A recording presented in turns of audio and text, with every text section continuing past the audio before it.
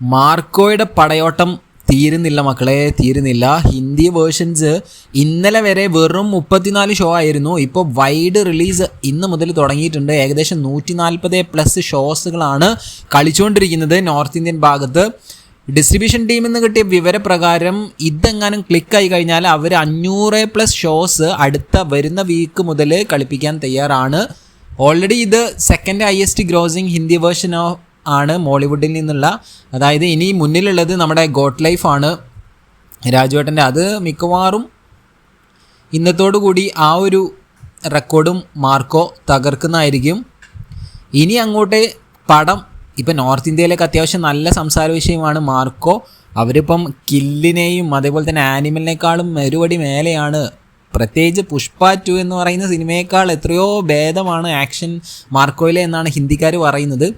ഇനിയിപ്പോൾ ഒരു ഹിന്ദി തെലുങ്ക് ഇതും കൂടി അങ്ങോട്ട് ക്ലിക്കായി കഴിഞ്ഞാൽ പിന്നെ നമുക്ക് പിടിച്ചാൽ കിട്ടില്ല. ഒരു 200-250 കോടി റേഞ്ചിലോട്ട് പോകാനുള്ള എല്ലാ സാധ്യതയും കാണുന്നുണ്ട്. ഉണ്ണി മുകുന്ദൻ്റെ വേറെ ലെവൽ മൂവിയാണ് മാർക്കോ അല്ലേ? സംഭവം ഇത് എത്ര വരെ പോകാനാണ് സാധ്യത നിങ്ങൾക്ക് തോന്നുന്നത്?